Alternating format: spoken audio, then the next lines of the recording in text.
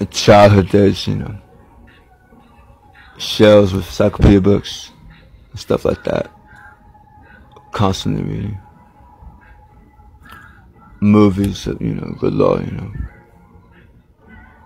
Set TV, MTV, when they play videos, you know. Total fucking 64 Impala, you know. Total fucking, you know, product of the 90s.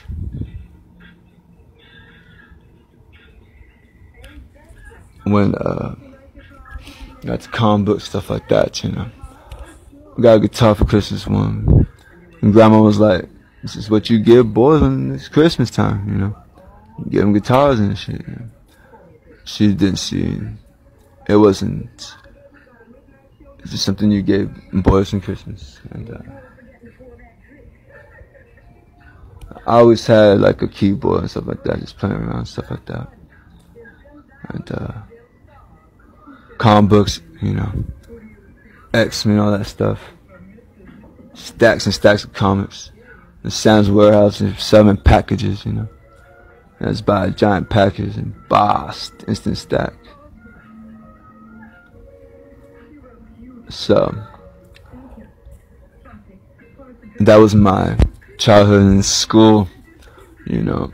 Everybody was like, you know, tech savvy and good at math, you know, and but by the end of the first year, I believe it was the first year, you know, I found my spot with, you know, reading and doing plays and stuff like that, you know, like, and that's what got me on the stage at first, you know, prior to my, I guess I was Rudolph or an elf or something when I was a kid and that, but up until then it was just, you know, those things. And then when I got to that point, it really mattered because, you know, it was like, you know, it was something that I was like, oh look, you know, I can do this, you know. And the stage was cool as fuck, you know. I would do plays at Casa Milano every now and then, and it was just a cool vibe, close to me, fun, and hookups on shows and stuff like that. So, and that was my, like, you know, situation. I barely hit puberty. I got a guitar, you know, and it was just school. I really didn't have much sense of what I was, you know, doing. I just knew I wanted a guitar, you know. I wanted to fucking rock out. I wanted to be a rock and roller. Rock and roll's been around me forever, you know. I've had, you know, people are like, boom, you know, slamming CDs on my desk. It's fucking Megadeth, man, you know. Okay, and so that was always around me, you know. And I bought a BMG service of like CDs, and like 5 CDs for a penny or something. I got Snoop Dogg's Doggy Style. I got Siamese Dream, Smash Pumpkins. I got Euthanasia, Megadeth, Salt and Pepper, you know. And the Pumpkin one was just like Ventures, you know. It was like a firecracker, it was like, or a firework, excuse me. And like, you know, it's just like ding ding ding ding, and it just hit and it slammed, you know. And Sherbot was the same. All these songs, they were just like, you know, it was rock and roll, but, you know, for me, I was like just rolling in fucking pop culture, TV, and all that stuff. Fucking brain fried child of, you know, in the 90s, and fucking Don't Bill Siamese Dream is just like the ultimate roller coaster for me. And then well, then my mom was kind of made up then, because, you know, it was like, they were like real life fucking mythic figures or whatever. So I decided I was going to pursue that, and you know, and started doing that, and it was pretty well, I guess, you know. You know, a lot of fire, a lot of passion, you know. Not really much of guitar skills, you know. I wasn't. I mean, I was pretty creative, but I think, you know, really fueled on. So I guess at an early age, I already was doing that. I was sort of using social stuff like that to sort of mass things being developed. I think I started doing that right at the fucking early time, you know, and but I mean, there was some truth to it. I mean, there was like, you know, poetry or whatever, you know, ditties on the song, lullabies, and you know, and then high school came. I finally started taking class like choir, music history, you know,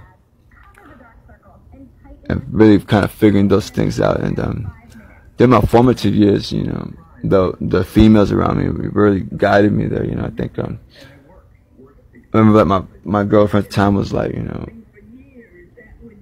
know, something with the like beats or melody or something. I can't remember for the life of me, but that stuck with me. And then this other girlfriend I had a couple years later, you know, she's like, well, Josh, I wasn't singing yet, so she's like, well, when you start singing, this is what I think you're gonna sound like. And it was like a, you know, real deep.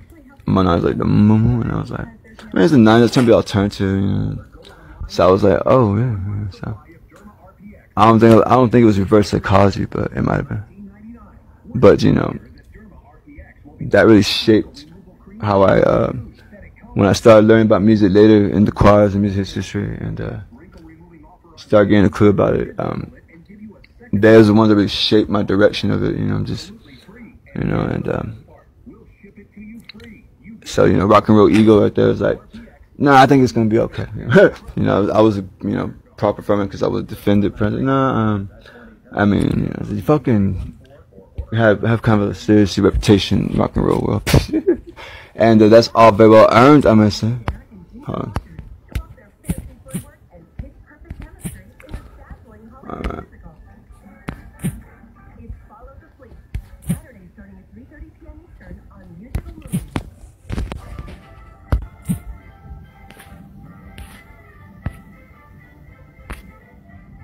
Oh my god, what the fuck is it? I don't know, I just have to see what it fucking does. Come on. You can say bands all over the neighborhood. There was a band in East Garage, you know, so that really served the social palette very well, you know. We would be whisked away in Monte Carlo and to, you know, other bands, check them out and stuff like that. Omar, his main thing was putting up with me was that he wanted to be, you know, have a really successful band or whatever, and that meant like, you know, being a very hardcore, you know, cause it was all like metal bands and stuff. This more band we had over here we were hanging out with leaned more towards ourselves, but we kind of tolerated to each other, you know. It was like, cause our idols were like, well, the band I like, you know, are into alternative, and you know, that's how it was for me. I was like, well, you know, Billy, you know, has praised the work of this particular metal, so you know, we kind of, you know, tolerate each other in those levels. Like, well, you know, we're supposed to, you know what I mean? They think you do whatever the fuck, you know. Yeah, same. You know, we had a good time, and I had to party. It's a much different climate now, you know, it's completely non-existent, but I was able to fulfill Omar's desires, you know, of, you know, cause, you know, if the people we brought over got the seal of approval, then that's all that mattered to him. And you know, it was rock and roll, it's Hot Rods, and you know, and fucking Elvis Presley, you know, the kind of stuff, and that was the environment for the band. And so I was able to fulfill that part, and then I was sort of sneaking in during the quieter times, you know, my abstract, my poetry, you know, that kind of stuff, you know. That band was very, very much like that, like, because we were in school and you know, they were in art, and I was like kind of, you know, taking advantage of the alternative thing, like, you know, and we were hanging out, and it was some total art scene I was involved in for my bass player, and my drummer, similar like me. I met the drummer. His father was the conductor at the church I was playing. I was there in the choir for the church there for a minute, and acquired Joseph from him. It was his son, and you know, hallelujah, man. Like fucking Joseph was a, you know, great drummer, and all the chicks, you know, liked him and stuff. So, you know, and he was like, "Why you give me all this chick calling my fucking phone?" But we both kind of were the talent to the art kind of thing. But you know, I think we kind of have a light-mindedness in that kind of sense. But you know, we totally took advantage. Like, oh yeah, you know, we get to be, because you know, Omar's more of his connections with that, and we were in there. You know, we were at the houses, the record players. There was, you know, people outside plus strumming acoustics. You know, we mingled with other artists and stuff like that, and you know, people were throwing, you know, portraits around when they were upset with the relationships. You know, when there was conflicts, they were, you know, popping in the middle of the night, like, tossing murals and portraits. So total fucking art scene, you know? And so those songs were developed during that, you know, and it was everyone was very pleased in the band. We stuck together for a long time, spent every day just like, you know, and we played the Rec Room at one time, you know, and we were able to achieve that because, you know, it was biting, you know, there was other bands around us and all that, and they let us play Red Bull, boom, you know, I don't know, and, you know, just the ambition, you know, like, I finally figured all that out, you know, like, everything I was growing up trying to figure out, and it was like, you know, so that band had a lot to do with me just sort of being all poetic and shit, you know, and, you know, but, you know, there was also those pressures. I did face a bit of pressure of, like, which it really wasn't, you know, but, I mean, I don't know, I wanted to sing songs about, you know, the chicks in my life, you know, and, you know, whatever teenage fantasies I had, but, I mean, we had a good time, we rocked the fuck out, we were probably, you know, it was one of the funnest bands to be around, I would say, you know, but anyways, we played the Rec Room, and, we played the Water Garden, so we played other places too, like Omar and I went out, and, you know, he was always getting all kinds of stuff, acoustics and all kinds of stuff. I just had the electric and I was just rocking, you know, and, I kinda, just like, you know, I had my own things separate from them, you know, like, and Joseph did too, you know, so before was the band, I was hanging out with my girlfriends with her, you know, turn, and it was best that way, you know, because art scenes are real critical, you know, and so,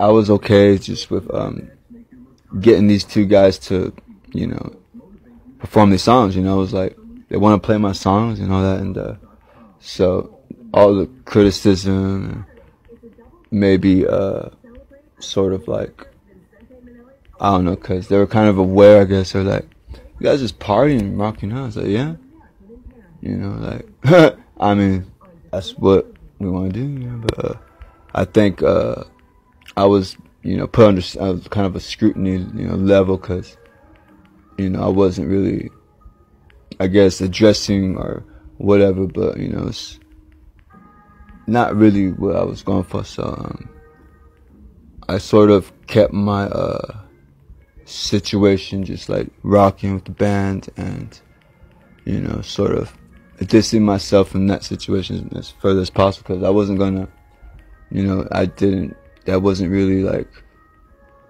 my situation, you know, it's like, and I will get there to that point, and I was expressing things in my own way, you know, I think, that kind of was failed to mention, I think, when, we actually produced the CD and kind of stuff like that, then, you know, it was easier to sort of, I guess, distance myself from that, but, like, I mean, I don't really understand, like, because things were addressed, you know, I mean, I was influenced by that scene, but that was probably the last time I participated in that scene, because, you know, I just want to fucking rock and roll, you know, I think, I wasn't, and, that was a very subconscious situation, because it was just like, you know, they'd be like, oh yeah, chicks, we're looking for you over here, and, you know, they were wondering, I told them you were a crackhead or something, it's like, she was so devastated, I'm like, what?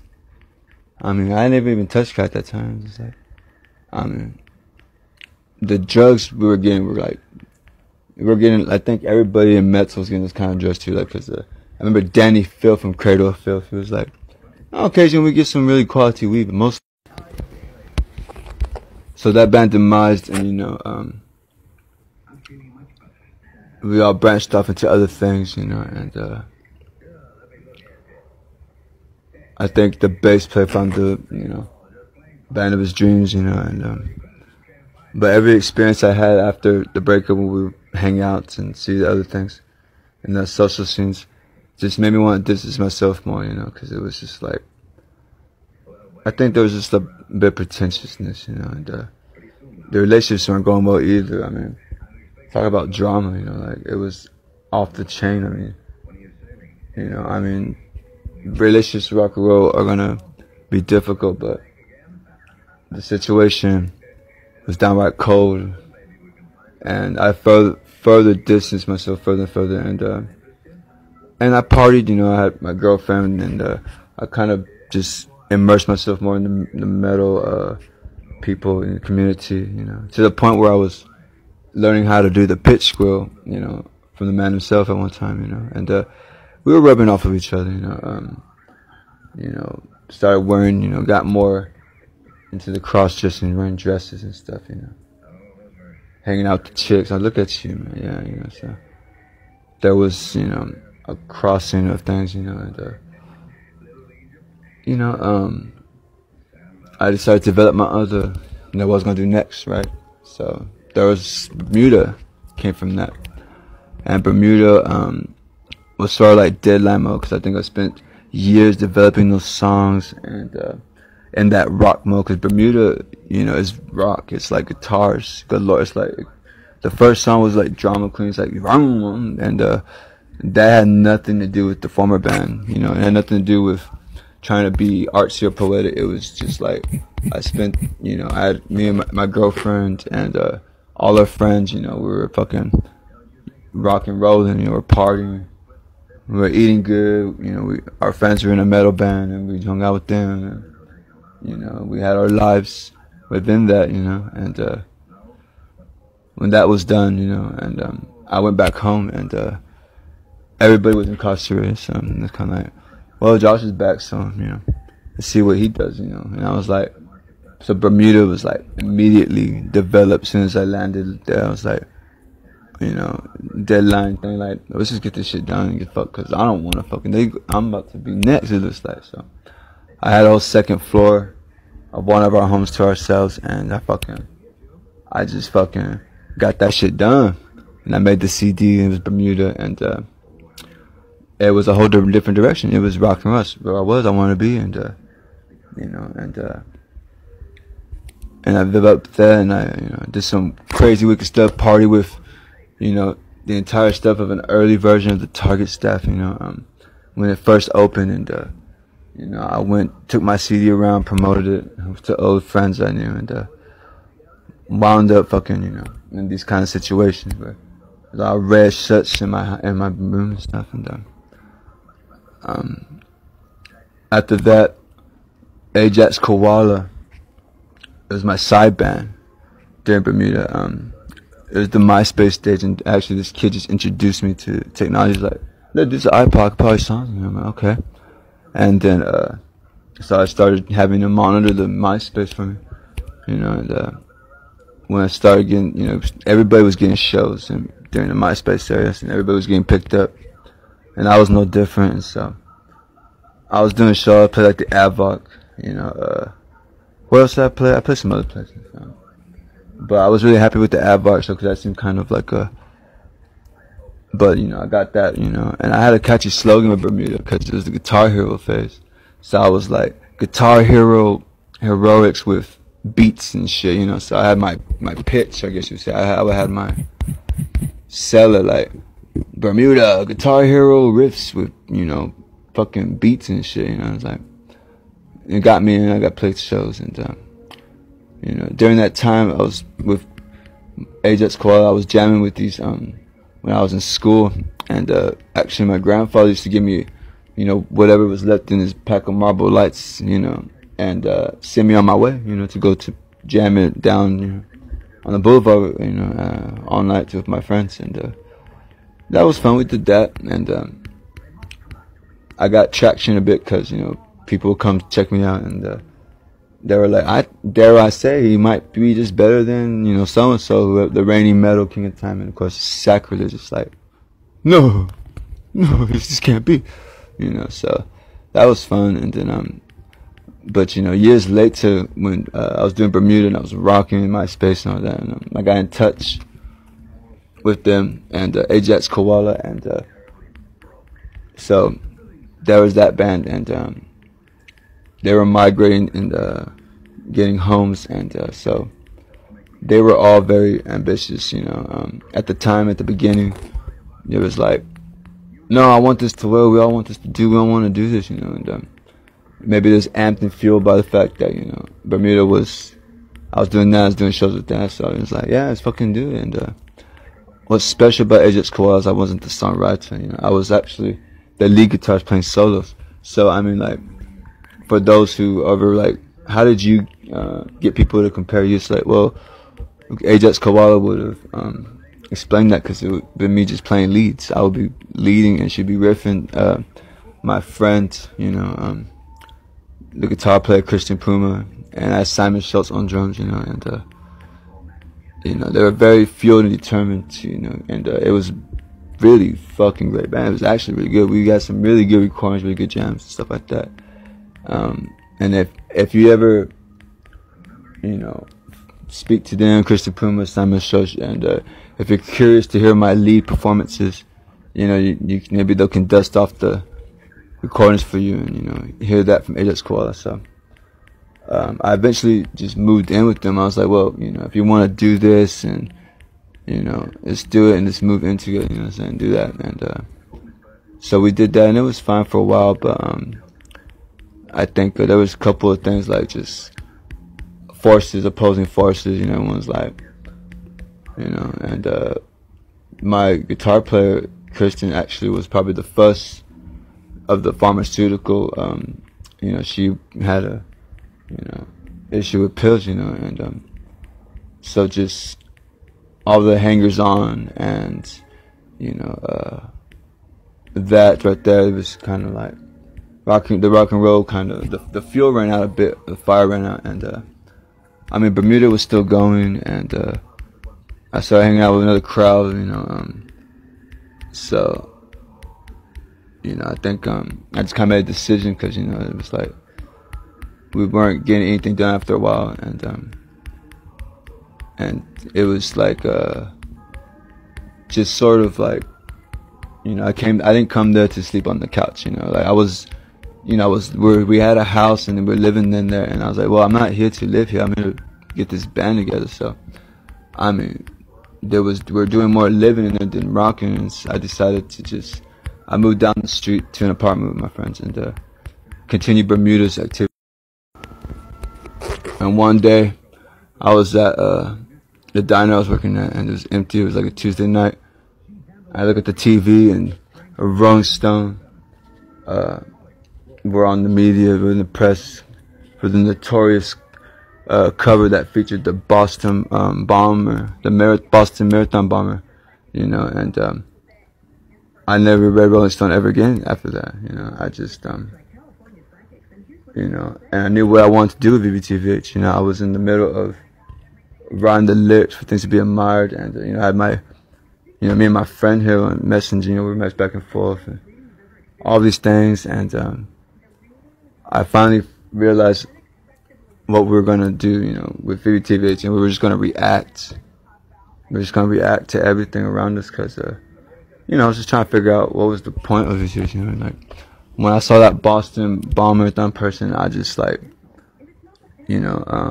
sort of like, I don't want to say it because we don't really have anything that reflects that, but like the Rage Against the Machine kind. I started wanting to use VVT, but it's just like a Rage Against the Machine type of thing. But that was just one idea. But I pretty much gave up on humanity at that point, and just like probably that's probably when the goth seed started sprouting in there, because I was pretty much a rock dude for a long time, and I think that's when I started having more of a bleak perspective. I was like, it sucks that, you know, a guy like him, you know, fucking mass murder, you know, he gets to cover Rolling Stone, you know, and I was just like, I had enough of it, you know, I had enough of all this stuff, and, you know, I took VBT, VH as far as I could, and that's still pretty much what we do to this day, just taking it as far as we fucking can, and it's a very reactionary band. Everything's a response. Like, even last year's Complete Vanity was, you know, to sort of compete on that aggressive level that exists now today. But, you know, that one was done, like, specifically because, you know, it was like, you're trying to figure out, you know, how to be impactful and all that stuff, you know, and, you know, we make the rounds with the social scene, and, you know, and Gabriel, you know, he contributed even in the early stages too, like, you know, he would come into town for weddings, funerals, and all these kind of things, and, you know, so, you know, his situations or whatever, you know, we're all very troubled. I mean, the thing about VBTVH is that the way it is now currently, the collaboration, the sense of camaraderie within the group is very natural because we're all very troubled people, you know. I think, you know, Becca had troubles, I certainly had my troubles, Gabriel had a situation, you know, and this don't end to this day, but we survived that, you know, these guys, VBTVH's been around for a few years, and I mean, they survived. I mean, we're still all intact, you know. We're more engaged than ever with each other, collaborating, creating more. I mean, you know, all those other bands, you know, Mannequin and Bermuda didn't survive, you know. And I mean, I'm saying that not in a boisterous way, but because that was all that was left, was these, you know, us three, like, very troubled individuals, you know, with you know, gothic principalities, and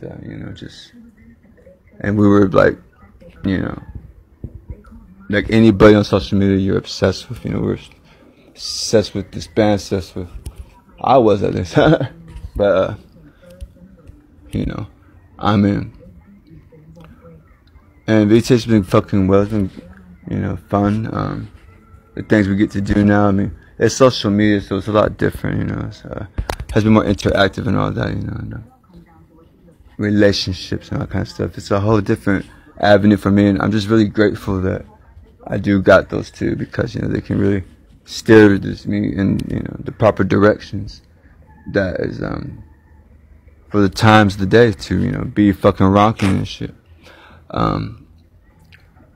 You know, and for the future, of course, we're gonna be off in different directions, you know, more electronic, more rocking on my end, you know. So, you know, I think, it baffles me, you know, that, you know, this is what has, come of us, at least, because, I mean, I came from a very fruitful situation there. I mean, like I said, there was bands everywhere, principalities, people, you know, thinking you suck, thinking you rock, all these things, you know, and, to find myself in a more troubled gothic kind of, you know, it's like baffling. It's like, wow, you know, it's like, I mean, like, all that, you know, this is what we have, and I think it's pretty damn fucking cool, though. I mean, but, you know, it's very, very, like, close quarters, you know, everything's held to the chest in this band, you know, like, I mean, it really exists simply because we just tell ourselves, oh, you know, this guy hasn't, like, you know, started wearing polka dots and things. He's still very much, you know, in fact, he's wearing fur now, so, or whatever goes on in the brains of this fucking band. But, you know, I think I really fucking love this band, I love what we're able to do with this band, you know. It's sort of nice. Social media, you know, I've had to figure out how to sort of feel important, whatever, you know. and it's definitely a challenge. But now I see, and this is just the beginning. Ha ha ha! Right? Yeah.